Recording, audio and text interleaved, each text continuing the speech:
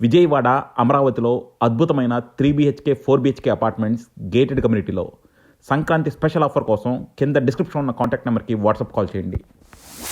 Welcome to icon politics. Raghuramakrishnam Raju గారి కేసులో ఆయన మీద ఇప్పటికీ సునీల్ గాని, సునీల్ సిఐడి చీఫ్ సునీల్, అలాగే విజయ్ పాల్ వీళ్ళ పేర్లు బయటపడిన తర్వాత కూడా ఇప్పుడు మళ్ళీ కొత్త పేరు ఒకటి వినపడుతుంది, తులసి అని చెప్పి. అయితే ఇతను వెనుగళ్ల రాము గారికి అత్యంత సన్నిహితుడు అని, టీడీపీకి సంబంధించిన వ్యక్తి అని రకరకాల వ్యాఖ్యానాలు వినపడుతున్న నేపథ్యంలో అసలు ఇతను ఏంటి అనేది మన పొలిటికల్ అనలిస్ట్ అడ్సుమిల్ శ్రీనివాస్ గారు మనతో పాటు ఉన్నారు. ఆయన అడిగి తెలుసుకునే ప్రయత్నం చేద్దాం. నమస్తే సార్. నమస్కారం అండి. సార్, అసలు ఇప్పుడు ఈ తులసి అనే వ్యక్తి ఎవరు? అసలు ఇతను టీడీపీకి సంబంధించిన వ్యక్తి అయితే రఘురామకృష్ణం గారి కేసులో ఇతని నిజంగా ఈయన ఇన్వాల్వ్మెంట్ ఎంత?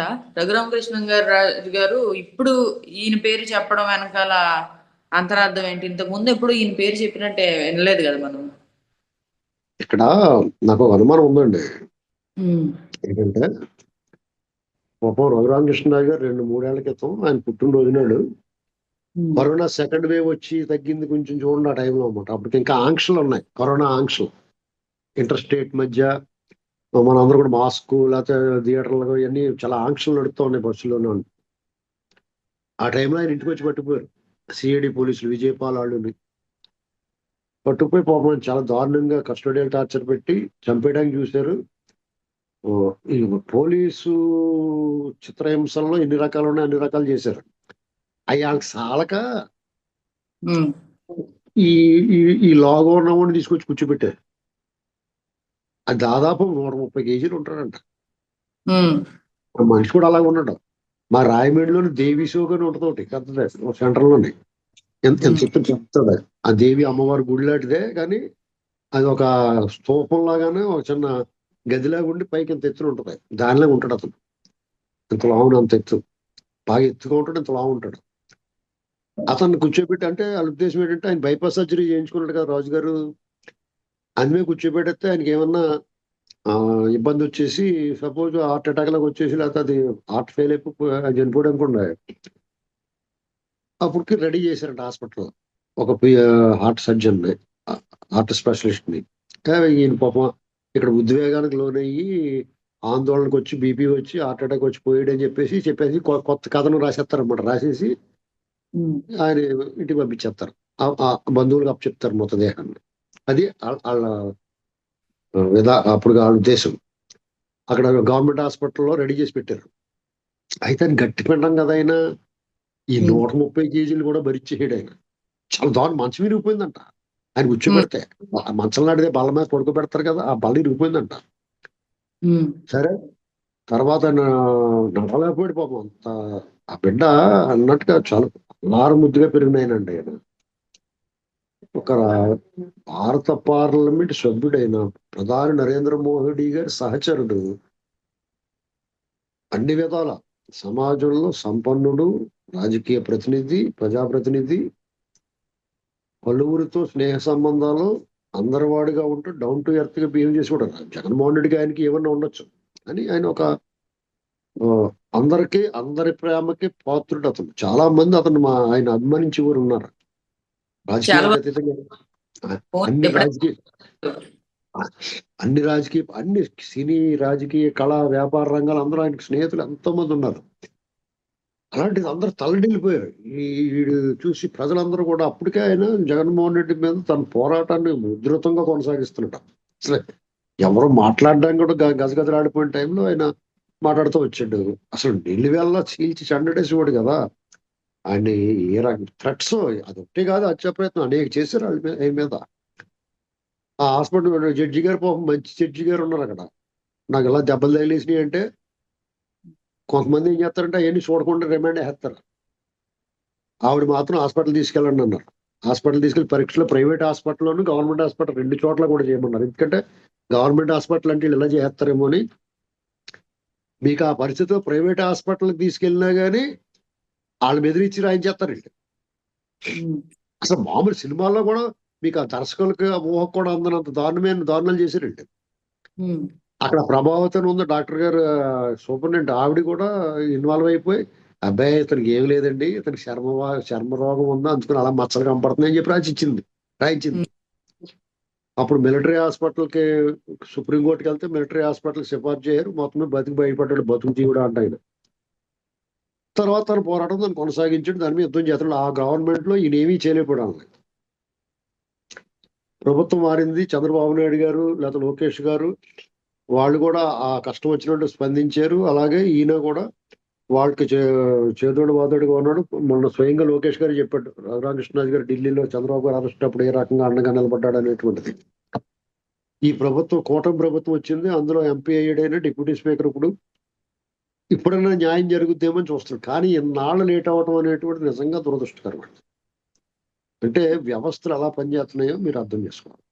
అంటే మీరు రాజకీయంగా కాకుండా చట్టాన్ని తన పని తాను చేసుకొనిద్దాం అనుకునే ప్రభుత్వం ఉన్నప్పుడు కూడా చంద్రబాబు నాయుడు గారు నిష్పక్షపాతంగా వ్యవహరించే ముఖ్యమంత్రి ఉన్నప్పుడు కూడా చట్టం తన పని తాను చేసుకుంటలేదు.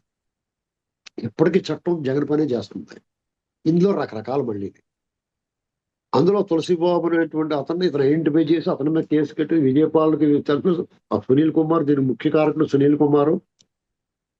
సునీల్ కుమార్ అరెస్ట్ అయ్యి అతను విచారణలోకి వెళ్తే జగన్మోహన్ రెడ్డి పాత్ర బయటపడుతుంది. అక్కడ ఆగిపోతుంది లింక్. దానికి తోడు ఈ తులసిబాబు అన్న అతను, ఈయన మీద కూర్చున్నవాడు తులసిబాబు అనేటువంటిది వచ్చింది దర్యాప్తులో. అతన్ని విచారణకి పిలిస్తే ఆ జనం అందరూ ఆయన వెనకాల ఒక గ్యాంగ్ ర్యాలీకి వెళ్ళి కార్ల మీద ఒంగోలు పోలీస్ స్టేషన్ ముందు వాళ్ళు ధర్నాలో, కేకలో, నినాదాలు, తెలుగుదేశం జెండాలో అవి వేసుకుని అసలు ఏం చెప్పదలుచుకున్నారు. ఇక్కడ ట్విస్ట్, దిగ్భ్రాంతికరమైన విషయం ఏంటంటే ఆ తులసిబాబు గుడివాడ ఎమ్మెల్యేకి ముఖ్య అనుచరుడు అంట. ఇది చాలా, అంటే రాష్ట్రంలో సుదీర్ఘమైన చరిత్ర ఉన్న తెలుగుదేశం పార్టీలో ఇది ఒక చీకటి అధ్యాయం. అంటే గుడివాడ ఎమ్మెల్యే వెనిగండ్ల రాము 2024 ఒక 2-3 ఏళ్ల ముందు అతను ఎవరో తెలియదు ఎవరికైనా. 4 సార్లు గెలిచిన కొడాలి నాని మీద అతను పెట్టారు. రకరకాల కారణాలు ఉంటాయి. అతను ఎదుర్కోగలుగుతాడని ఒకటి, డబ్బు పెట్టగలుగుతాడని ఒకటి, ఎన్నట్ల మీద పెట్టాడు. ఆ డబ్బు అంతా ఎక్కడి నుంచి వచ్చిందో ఇప్పుడు నాకు అర్థమవుతుంది. సునీల్ కుమార్ వీళ్ళందరూ కొల్లగొట్టేసిన సొమ్ము వీళ్ళతో డీల్ మాట్లాడుకుని తులసిబాబుని అతని దగ్గర పెట్టి దిగ్భ్రాంతి గురై ఉంటారు. చంద్రబాబు గారు తెలుగుదేశం అధిష్టానం దిగ్భ్రాంతి గురై ఉంటారు. వాళ్ళందరూ మా డబ్బు పెడుతున్నాం మేము పార్టీ కానీ వచ్చి ఉంటారు వీళ్ళు అక్కడ ఖర్చు పెడతామని. కానీ ఆ డబ్బు అంతా కూడా సునీల్ కుమారు జగన్మోహన్ రెడ్డి గారు కొల్లగొట్టే హయాంలో ఉండగా అగ్రిగోల్డ్ లో నాటిలో కొల్లగొట్టేసిన డబ్బుని వాళ్ళు ఖర్చు పెట్టారేమో అనిపిస్తుంది ఇప్పుడు. లేదంటే అంత బహిరంగంగా ఒక డిప్యూటీ స్పీకర్, తెలుగుదేశం పార్టీ సహచర ఎమ్మెల్యే రఘురామకృష్ణరాజు గారి కేసులో ఇతను తీసుకెళ్లి ఎరక్కుమ్మేసి అంత పరిస్థితి ఉన్నప్పుడు జనాలందరూ రగిలిపోతున్నప్పుడు ఆ ఎమ్మెల్యే, గుడివాడ ఎమ్మెల్యే వెళ్ళి మాట్లాడటం ఏంటండి అతనితోటి? అతను ఏం చెప్పదలుచుకున్నాడో పార్టీకి, ప్రజలకు ఏం చెప్పదలుచుకున్నారు వాళ్ళు? విచిత్రం ఏంటి చెప్పమంటారా? గుడివాడ ప్రాంతంలో ఇప్పుడు నాని అని అయ్యమనుకుంటున్నారు తెలుసా మీకు? కొడాలి నాని చంద్రబాబు గారు లోకేష్ గారిని నోటికి వచ్చినట్టు మాట్లాడి తిట్టాడు. కానీ అక్కడ కేడర్ గాని వాళ్ళు ఎవరిని కూడా అతను బాగానే చూసుకున్నాడంట. అసలు అక్కడ పైకి ఏమంటున్నారు, ఈ తులసిబాబు ఎలక్షన్ లో బాగా పనిచేసాడని చెప్తున్నారంట. అప్పుడు నిజంగానే గుడివాడ తెలుగుదేశం కార్యకర్తల పోరాటం మామూలు పోరాటం కాదండి. మీరు కొడాలి నాని లాంటి మీద పోరాటం అంటే మాటలేటి, వీళ్ళకి సహకారం ఉండేది కాదు. ఎందుకంటే ఆడు తెలుగుదేశం పార్టీ కార్యకర్తల్లో అతను వ్యతిరేకించిన వాళ్ళు జోలికి వెళ్ళివాడు, మిగతా వాళ్ళందరూ కామ్గా ఉన్న వాళ్ళ జోలికి వెళ్ళివాడు కదా అతను.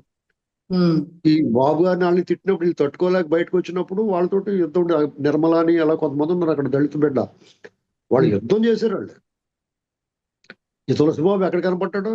జగన్మోహన్ రెడ్డి అయ్యాంలో ఎంతసేపు ఈ అరాచకాల్లోనే ఉన్నారు కదా వాళ్ళంతానే. ఇది చాలా దారుణమైన విషయం అండి. ఇది తెలుగుదేశం పార్టీ అర్జెంట్ గా ఈ విషయంలో చంద్రబాబు నాయుడు గారు, లోకేష్ గారు ఇది చాలా సీరియస్ గా తీసుకోవాలి. లేదంటే పార్టీకి సుదీర్ఘమైన చరిత్ర ఉన్న పార్టీలో ఎప్పుడు ఇటువంటి మచ్చ లేదండి. ఈ మచ్చ పడిపోద్ది. వెనిగండ్ల రాము మీద చర్య తీసుకోవాలా. నీకు తులసిబాబు కావాలా, పార్టీ కావాలా? 1, 2 పార్టీ కూడా సుదీర్ఘమైన చరిత్ర ఉన్న తెలుగుదేశం పార్టీ ప్రతిష్ట వెనుగండ్ల రామ. ఈ రెండాటిలో తెలుసుకోవాల్సింది ఇద్దరు, 2 వైపుల నుంచి. ఇది చాలా విచారకరమైన విషయం. ఇప్పుడు ఒకవేళ బంధుత్వాలు ఉన్నవాళ్ళు రాజకీయాలు అనేక మంది ఉన్నారు. ఇలా బహిరంగంగా ఇంత దారుణంగా ఈ అకృత్యాలకు ఒడిగట్టిన వాళ్ళకి అండగా ఎప్పుడూ లేరు తెలుగుదేశం ఎమ్మెల్యేలు. ఈ సమాజంలో మార్పులతో పాటు ఈ పార్టీలో కూడా ఇటువంటి వాళ్ళందరూ చేరిపోయి పార్టీ అస్తిత్వాన్ని, ఆ పార్టీ తాలూకు ఆత్మను దెబ్బతీసేస్తున్నారు. ఎప్పుడైతే కేడర్ బలహీనపడ్డారో ఇటువంటి తులసిబాబులు అటువంటి సమర్థిస్తున్న ఎమ్మెల్యే తెలుగుదేశం పార్టీలో ఉన్న తెలుగుదేశం పార్టీకి ఆ ఒక చోటే కాదండి, రాష్ట్రం అంతా దెబ్బ తగులుతుంది. ఇది చాలా సీరియస్ గా తీసుకోవాలి. ఎవరైనా తేలిగ్గా మాట్లాడడానికి పార్టీ నిందలకు గురవుద్ది. అతను ఎంత తోపు తురుమైనా ఏమైనా సరే ఇలాంటి వాళ్ళు పార్టీ వ్యతిరేక కార్యక్రమాలు, సామాజిక వర్గాల నేపథ్యంలో ఇష్టమైన కులాలను అడ్డం పెట్టిన ఓవర్ యాక్షన్ చేసి వాళ్ళందరికీ తోక కత్తిరించకపోతే, ఆయనే కాదు ఇంక 2-3 తిరువూరు ఇలాంటివి ఉన్నాయి ఎమ్మెల్యేలు కొంతమంది చేస్తున్నారు ఓవర్ యాక్షన్. ఇలాంటి వాళ్ళందరూ అదుపులో పెట్టప్పుడు ఎవడన్నా అవినీతి చేస్తున్నాడు అనుకోండి, ఏమన్నా డబ్బులు సంపాదించుకుంటారు అనుకోండి, కొంతవరకు సరే అనేటువంటి పరిస్థితి ఉంది సమాజంలో ఇప్పుడు. ఎందుకంటే ఎవడు తింటలేదు అనేటువంటి భావన ఉంది. ఎలక్షన్ రూపాయలు ఖర్చు పెట్టాలి కాబట్టి తప్పదు. కానీ ఇది మరీ అంత బహిరంగంగానా, ఇంత దారుణమా? అంటే ఎవరినైతే దోపిడీ, దుర్మార్గం, అరాచకం చేశారన్నారో ఆ అరాచకాల ద్వారా సంపాదించిన డబ్బు మళ్ళా వాళ్ళ రక్షణ కోసం ఇలాంటి ఒక ఎమ్మెల్యేని రెడీ చేసి, ఒక క్యాండిడేట్ని రెడీ చేసి, ఆ క్యాండిడేట్ వెనకాల నుంచి డబ్బు అంతా ప్రవహింపజేసి వాళ్ళు స్థానాన్ని బదిలిపరచుకోవడం, ఇప్పుడు సేఫ్ గా ఉండాలనుకోవడం ఎంతవరకు కరెక్ట్ అనేటువంటిది ఇది బయటకు వచ్చింది. మీరు ఇందాక అన్నారు వైసీపీ వాళ్ళు ఎలా కూడా చేస్తారా, అంత చేయలే అనుకుంటాం మనం, కానీ వాళ్ళు ఇలాంటిదే అసలు మనం ఊహింతావా ఎవడన్నాను? సునీల్ కుమార్ చాలా తెలివైనడు అండి. ఆయన తెలుసు జగన్మోహన్ రెడ్డి ఆహారం చూసి మళ్ళీ అడ్రస్ ఉండడం అనుకున్నాడు. అందులో క్యాండిడేట్ రెడీ చేసుకున్నారు. ఇక్కడ వాళ్ళ బంధువు కూడా అవుతాడు అతను, వెనుగండ్ల రాము. దాంతో ఆయన ద్వారా ఆయన అందుకనే అరెస్ట్ అవ్వట్లేదు. ఇన్నాళ్ళు ఎవరున్నారో ఇతను వెనకాల వీళ్ళు ఉన్నారు.